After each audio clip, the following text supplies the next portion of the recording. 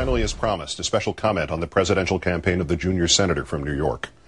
By way of necessary preface, President and Senator Clinton and the senator's mother and the senator's brother are of immeasurable support to me at the moments when these very commentaries were the focus of the most surprise, the most uncertainty, and the most anger. My gratitude to them is abiding.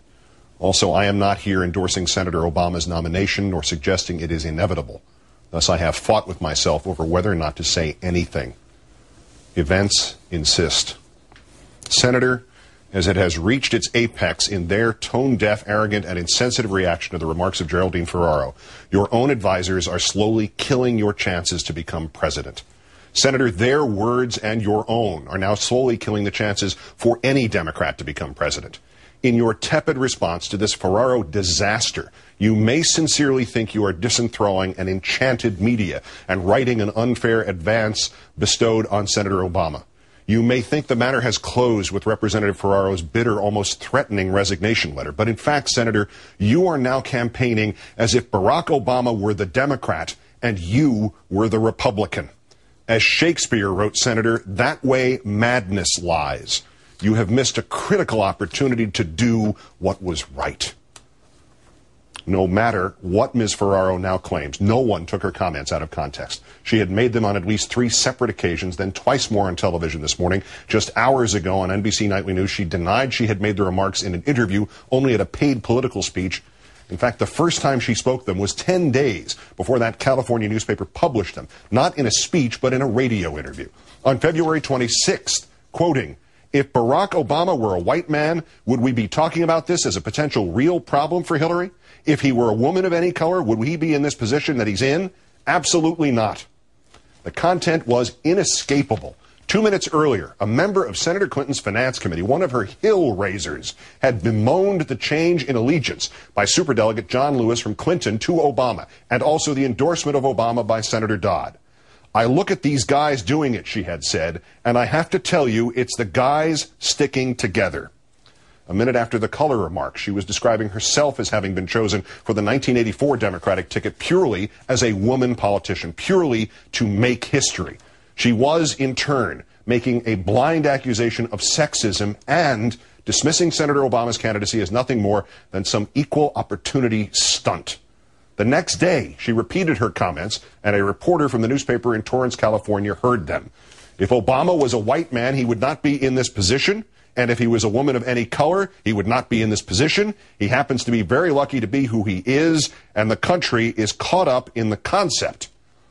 And when this despicable statement, ugly in its overtones, laughable in its weak grip of the facts, and moronic in the historical context, when it floats outward from the Clinton campaign like a poison cloud, what do the advisors have their candidate do? Do they have Senator Clinton herself compare the remark to Al Campanis talking on Nightline on Jackie Robinson Day about how blacks lack the necessities to become baseball executives, while she points out that Barack Obama has not gotten his 1,600 delegates as part of some kind of affirmative action plan? Do they have Senator Clinton note that her own brief period in elected office is as irrelevant to the issue of judgment as is Senator Obama's, while she points out that FDR had served only 6 years as a governor and state senator before he became president, or that Teddy Roosevelt had 4.5 years before the White House, or that Woodrow Wilson had 2 years and 6 weeks, or Richard Nixon 14 and Calvin Coolidge 25? Do these advisors have Senator Clinton invoke Samantha Power, gone by sunrise, after she used the word monster, and have Senator Clinton say, "This is how I police my campaign, and this is what I stand for," while she fires former Congresswoman Ferraro from any role in the campaign? No. Somebody tells her that simply disagreeing with, then rejecting the remarks is sufficient, and she should then call regrettable words that should make any Democrat wretch, and that she should then try to twist them, first into some pox on both your houses plea to stick to the issues, and then to let her campaign manager try to bend them beyond all recognition into Senator Obama's fault. And thus these advisors give Congresswoman Ferraro nearly a week in which to send Senator Clinton's campaign back into the vocabulary of David Duke. Anytime anybody does anything that in any way pulls this campaign down and says, let's address reality and the problems we're facing in this world, you're accused of being racist, so you have to shut up. Racism works in two different directions. I really think they're attacking me because I'm white. How's that? How's that?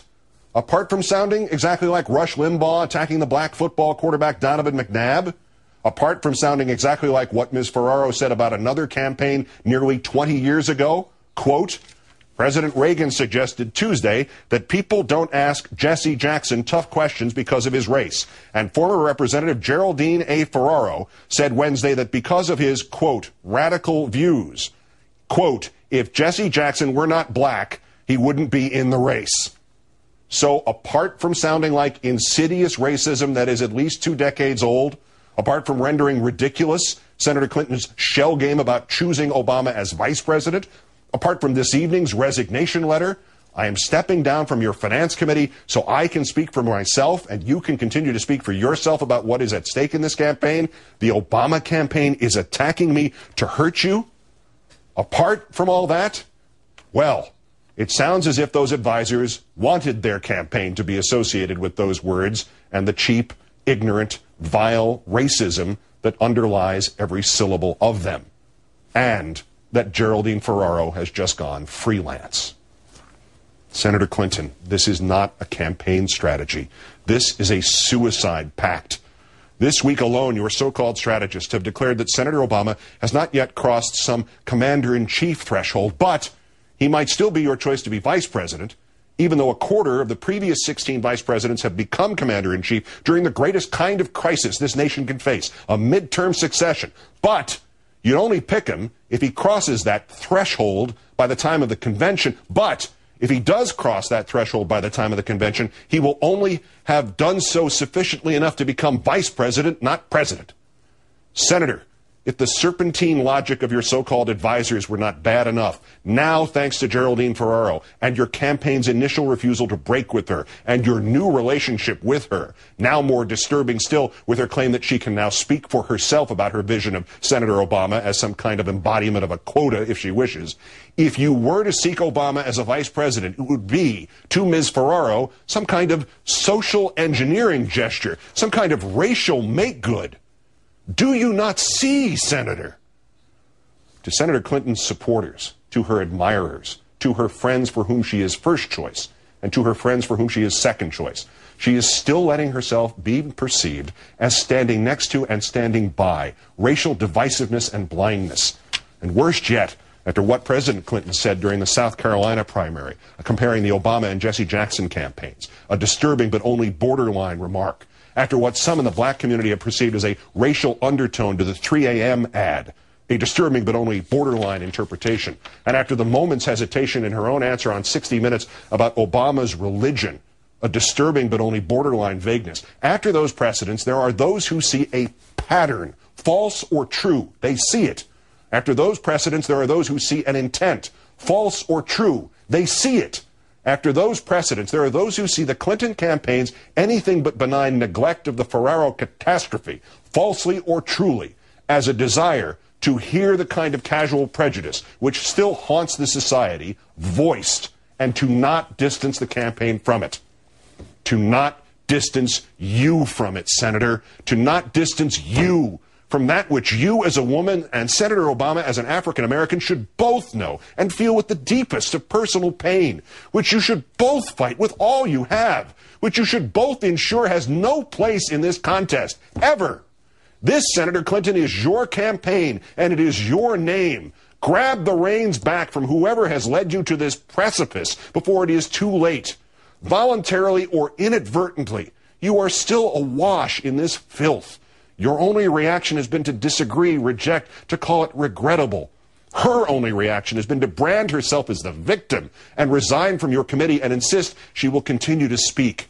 Unless, Senator, you say something definitive, the former Congresswoman is speaking with your approval. You must remedy this, and you must reject and denounce Geraldine Ferraro. Good night and good luck.